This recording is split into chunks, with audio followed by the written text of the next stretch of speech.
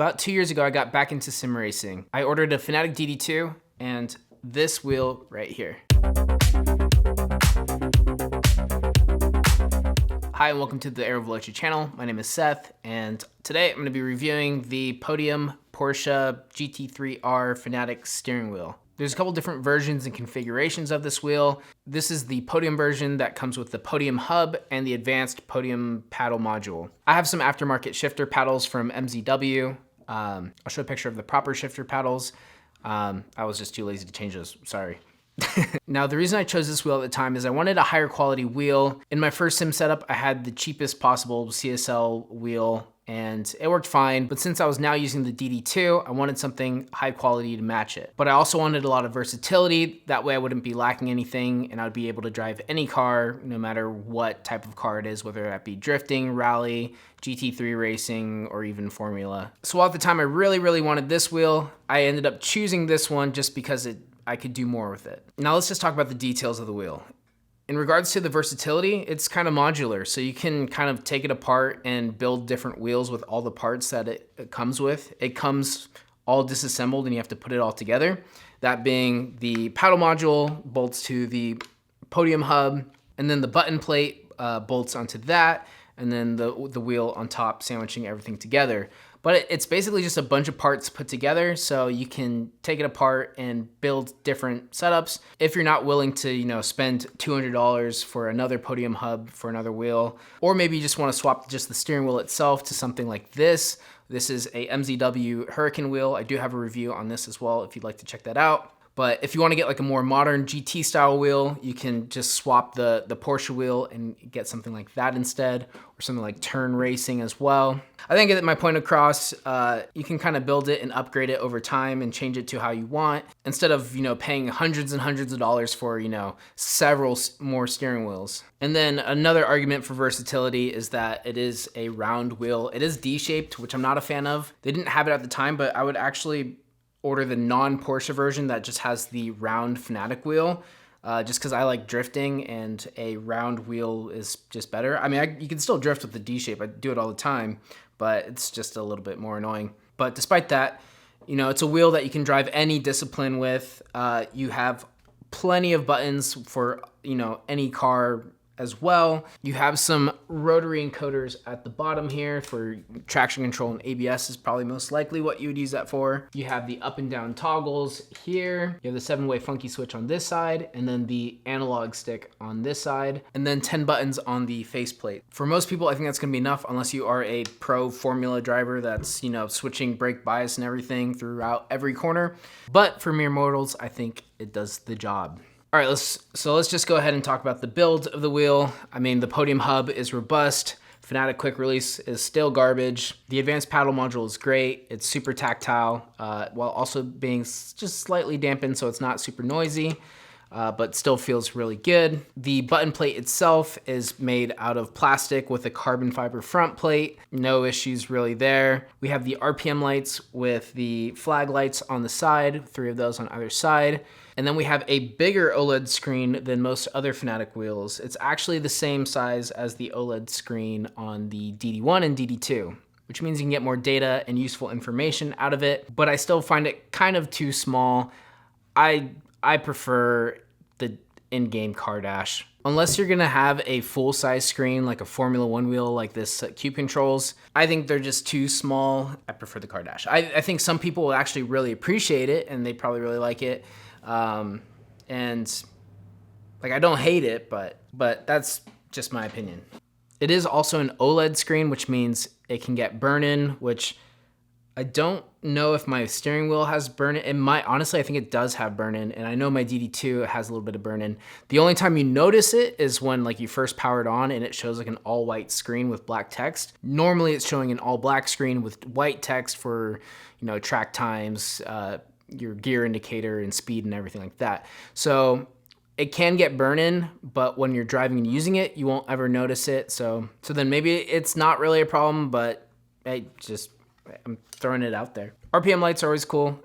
They shine bright nicely. The flag lights are really cool. I think RPM lights on steering wheels are especially nice for people that have, let's say, simpler sim setups. And by that, I mean like maybe you don't have your screens in the perfect position where your in-game car dash is usable, so you might not be able to see those in-game car shift lights or something like that. Or you don't have something like a DDU that gives you your in-game dash and shift lights. So shift lights on the steering wheel definitely can be appreciated. The combined weight of the wheel is 2,193 grams, which is pretty heavy, and I definitely notice a difference between this wheel and my Formula wheel. The heavier weight and larger size definitely makes the motor feel a little bit smoother and just has a natural dampening to it. If you're running a DD1 or a DD2, I don't think this is necessarily an issue, but if you're running a lower powered wheelbase, then perhaps you might want something a little bit lighter.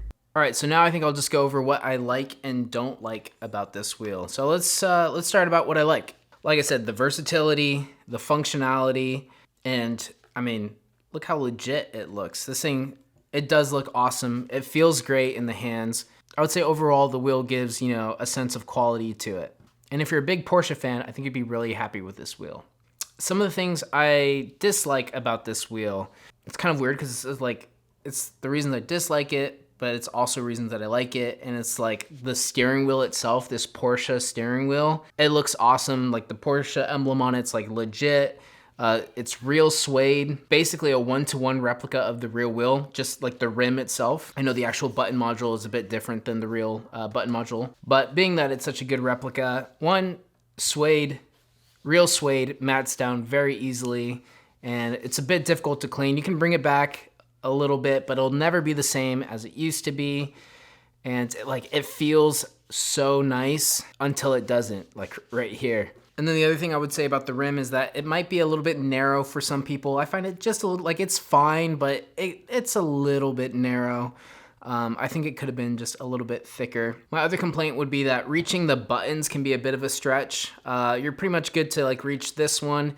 This one you start to kind of strain to reach. And then these ones down here are kind of a little bit awkward to reach, which, I mean, for this style of wheel, I think that's just how it's gonna be. But if that's something you're gonna be worried about, then you might be better off, depending on your driving style, with the Formula wheel, where you can really easily hit more buttons and have more access to features like the encoders more easily and things like that. The buttons, like all Fanatec wheels, are exactly the same. They're very tactile and clicky.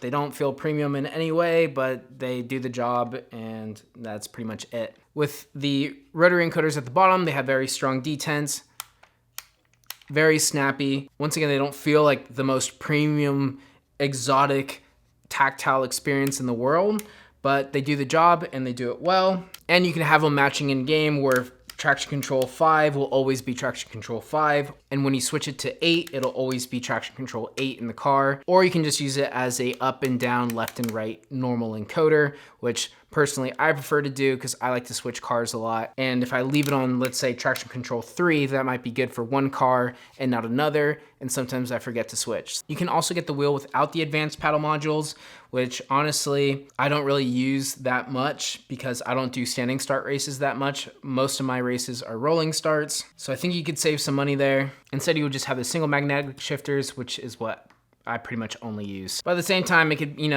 be a better to have it and not need it than not have it at all, maybe. So up to you. Also, when I first got this wheel, the black dye of the suede did leak out quite a bit, and it would get on my hands. And even, you can see, I don't know if you'll be able to see this. It doesn't really seem to be showing on camera very well, but there's actually like black dye that bled into the yellow here, so it looks a little bluish yellow. You can get the steering wheel in a leather version instead, which may be the smarter play if you want it to look brand new long term. But like I said, I would personally get the round wheel because I just don't care for D shapes. So would I recommend this wheel? Well, if I was to do it all over again, I'd probably do it exactly the same. If I was buying a DD1 or a DD2 and I wanted a wheel that would work with almost anything, then yeah, I would pick this one. Again, you can go cheaper. You don't need to go this one. They have, simpler wheels. This wheel just kind of gives you everything Fanatec has to offer, from the RPM lights, the big OLED screen, all the functionality and the advanced paddle shifters. So as one wheel, it kind of covers everything and gives you room to grow and, you know, switch things out. This configuration comes in at $650, but there are a couple different configurations with the Club Sport hub instead, without the podium shifters, different steering wheel that are at lower price points. So depending on what you want and what you need, you can actually get it cheaper. At $650, you know, there's other options that Fanatec has that will basically do the same thing for cheaper. But if you do kind of want that more premium experience, then go right ahead. I hope you guys enjoyed this video, and I hope it helps you out making the right decision for you. If it did, leave a like on the video. I greatly appreciate it. Helps the channel, and subscribe for more content. And until next time, peace.